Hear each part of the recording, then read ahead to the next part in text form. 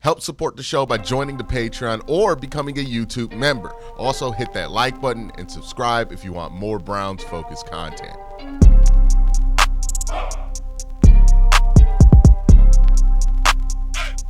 You know, I've talked about this in passing, but I've never dedicated a whole video to it. But I thought that this would be a good time right the week before East-West Shrine Bowl to kind of talk about one of the more ridiculous media-driven narratives and storylines about this upcoming 2025 draft, and that is the idea. And look, we get one of these every year.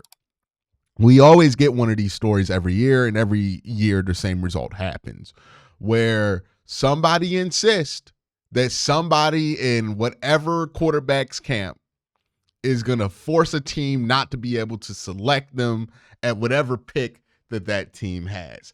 Last year's version of that was Caleb Williams and his father. We've seen this with Kyler Murray in baseball, Joe Burrow, right? There was some kind of argument about whether Joe Burrow should go to the Bengals or not.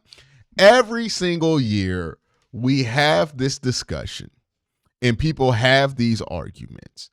And I swear to you, it is the most pointless argument that has nothing to do about what actually could happen and everything to do about what people project about the cities that these players are going to go to and what they project about these athletes and how they feel about the cities that they're going to go to, right?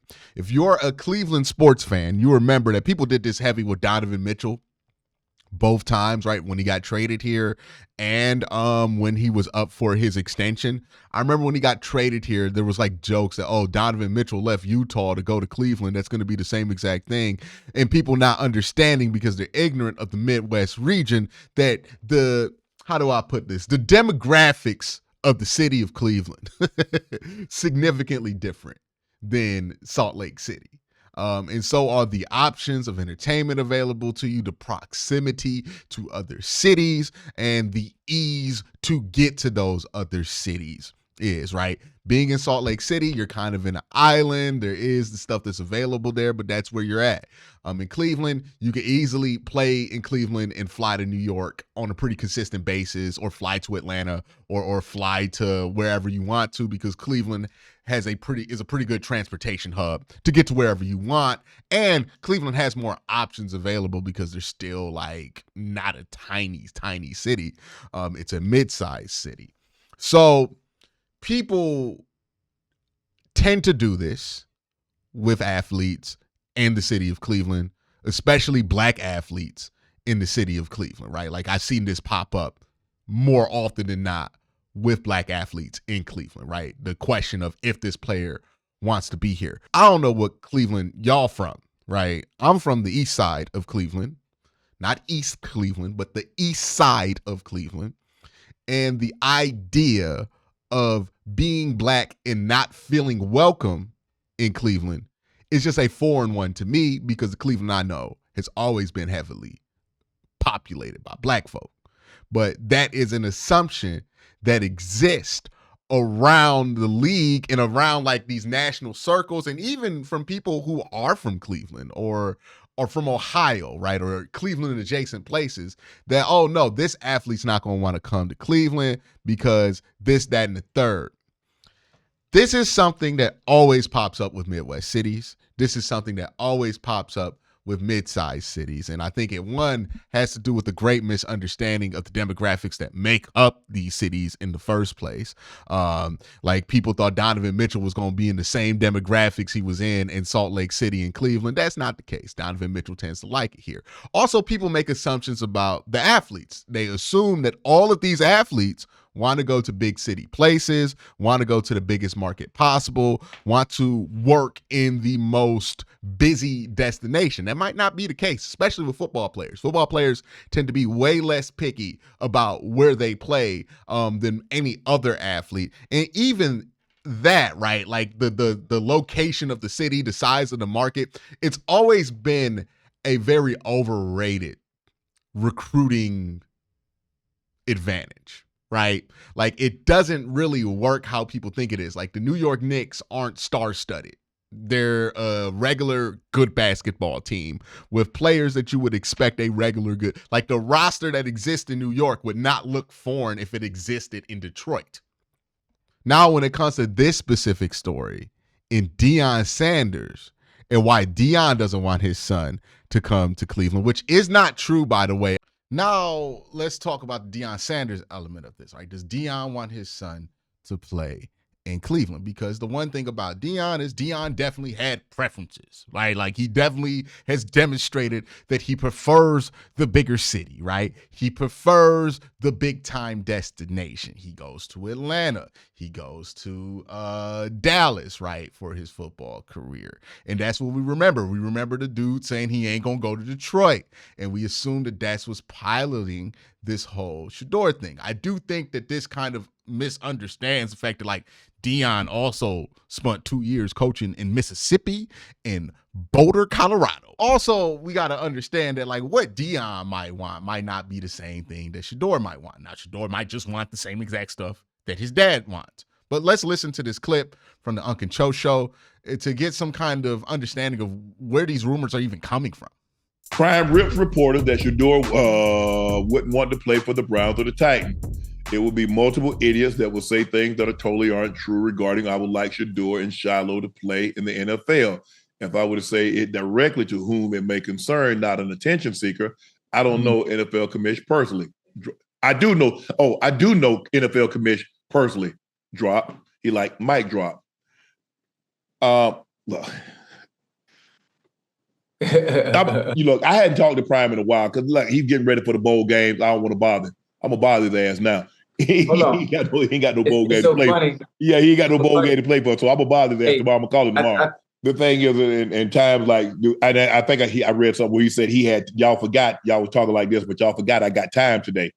The only thing I tell time is like when I'm going to 25, I ain't chasing no lies.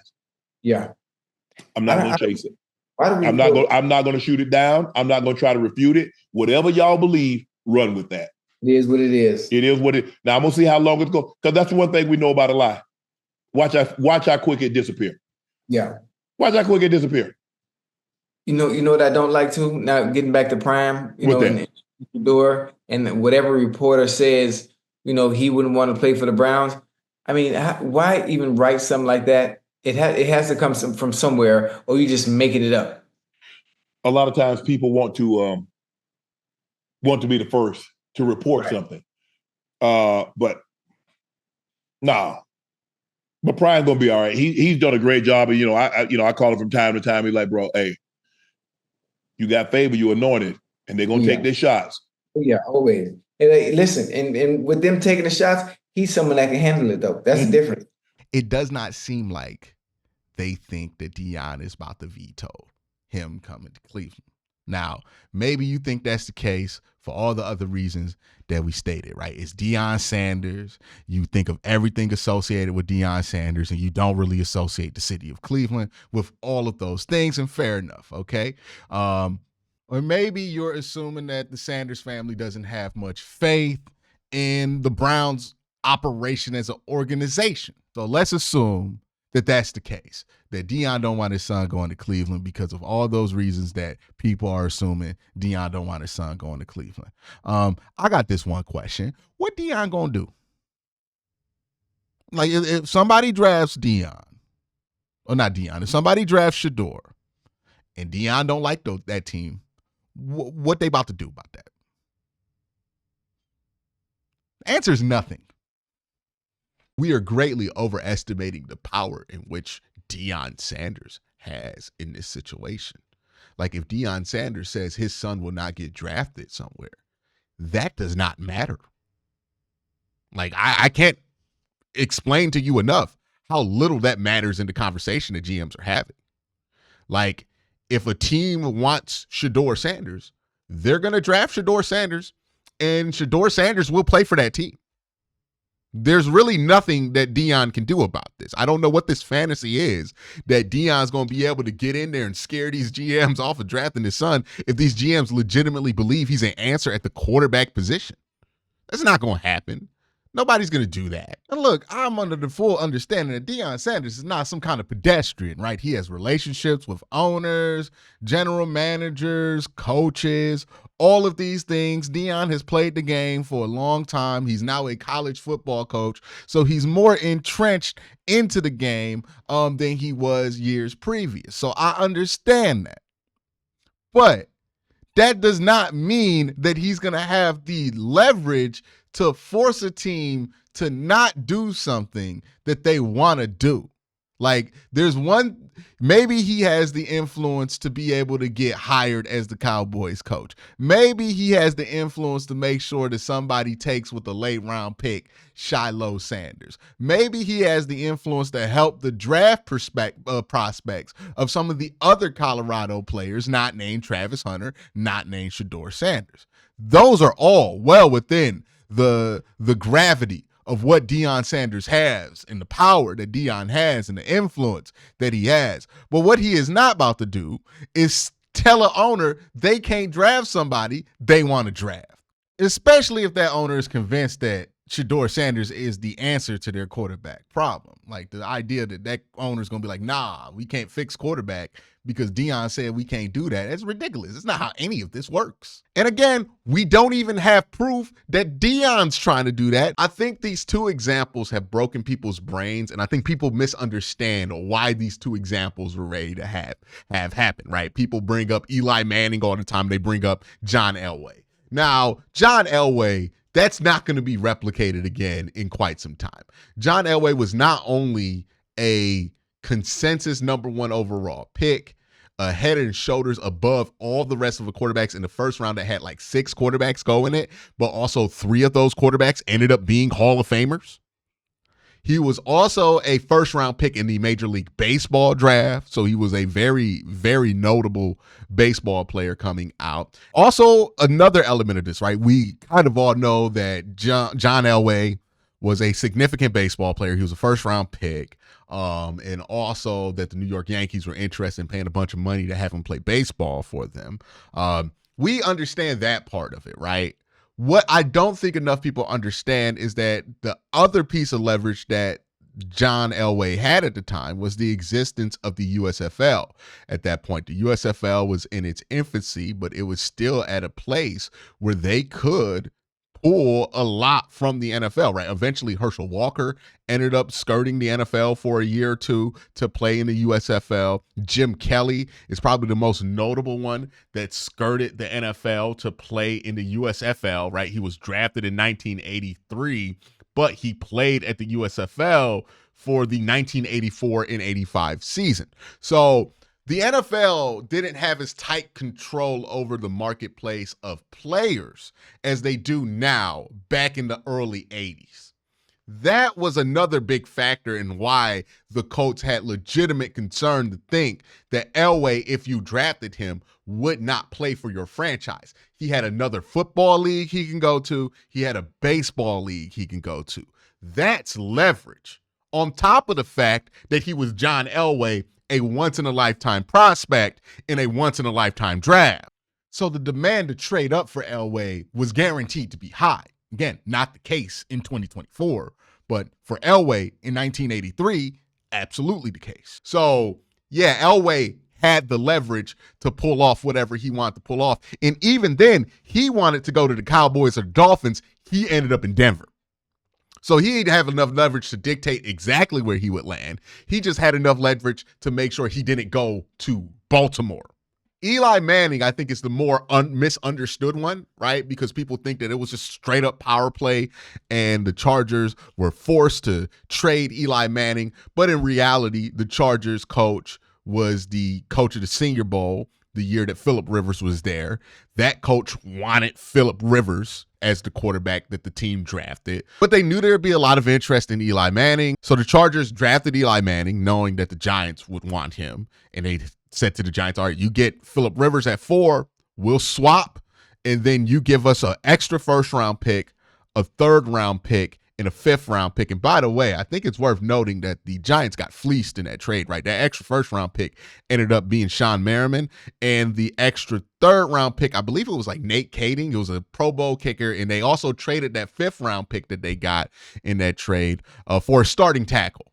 So the other example, right, of Eli Manning, it really isn't what people think it was. It wasn't this power play, this Elway-esque power play that was able to be pulled off.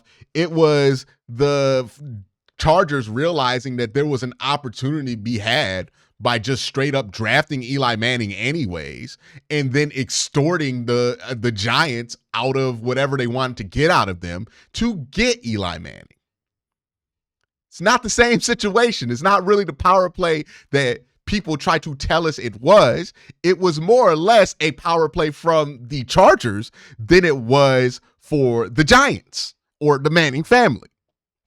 And again, that power play doesn't happen, quote unquote power play, doesn't happen if the Chargers don't like Phillip Rivers. If the Chargers did not like Phillip Rivers, did not like Ben Roethlisberger, the only quarterback they wanted was Eli Manning, then Eli Manning would have probably played for the Chargers. But since the Chargers were like, all right, he don't want to play here, we'll just draft him, extort the price, make sure we get Phillip Rivers, and then move on, get an extra pick, and it would be good. Now let's fast forward to this situation where, one, it's unlikely that there's a Phillip Rivers type swap that you could do. And two, if you look at Shedeur Sanders as a prospect, is he John Elway? Hell no. He's not close to John Elway. There's no disrespect to Shedeur. I think he's the best quarterback in his class, but it takes more than being the best quarterback in his class to be John Elway of your draft class, because John Elway was not the best quarterback in his class. He was the best prospect in his draft class by a significant margin in a draft class that had multiple Hall of Famers. Shedeur, not that coveted. The reason this matters is because if you're going to try to force a player not to go to a certain place, especially if they play the quarterback position and it's a team that needs a quarterback, you need to provide incentive for that team to pass on that quarterback versus calling your bluff. And with Shedeur, the incentive doesn't exist. The demand's not high enough to where you're going to get a crazy ransom price for Shedeur. Also, the quarterback class is not good enough to where you think you could pass on Shedeur and get somebody that you feel similarly good about. Not the case. Shedeur Sanders does not have a baseball career to lean back on. Correct me if I'm wrong there. I don't believe he has a baseball career to lean back on. And I don't think Shedeur Sanders is interested in playing in the UFL, nor do I think the UFL will be able to afford him. So there's really no leverage with another league that he could play in. There's really no leverage with another a professional organization he can go to. The only option for Shedeur Sanders is play where you're drafted or sit out and hope they get tired of you before training camp and trade you. But if they don't get tired of you before training camp, they're probably just going to keep you for the whole season, and then you're eventually going to play for them. There's no leverage for Shedeur Sanders. There's no play here for Deion Sanders, even if that were the case. And let's remember, it's not guaranteed that this is the case. This whole storyline to me about worrying whether Deion wants his son to go here, it's just junk. It's junk. It's garbage. We get this every year. Oh, is this guy going to let? It doesn't matter. They're going to go where they're drafted. Honestly, y'all, this is rage bait. People are putting this stuff out there because they know if a Browns fan sees that Deion Sanders doesn't want his son to play in Cleveland, you're going to react to that and be raged and share it and quote tweet it and argue about it and fall for the rage bait. That's why a lot of these reports are out there. They know that Tennessee Titan fans are going to get mad at the idea of somebody saying no to them because it's outrageous. And then the same thing's going to happen with the New York Giants fan base and everybody else. Every fan base has heard that Deion don't want his son to play there or some version of that, right? And the reason it is because this is rage bait. They want you to be mad so you can react and get mad about this and keep engagement up. That's the game of it all. None of this is guaranteed to be true, and none of this even has any truth behind it. If the Browns think that Shedeur Sanders is a franchise quarterback, they're going to draft Shedeur Sanders. If the Browns don't think Shedeur Sanders is a franchise quarterback, then they're not going to draft Shedeur Sanders. There's nothing other than that diagnosis that is going to determine the decision for the Cleveland Browns. Have that be about the football that he's played. Don't have it be about all this other stuff, this rage bait that you see on social media that's constantly trying to get you to be mad at either Shedeur or Shedeur haters or whoever it is you are in that conversation.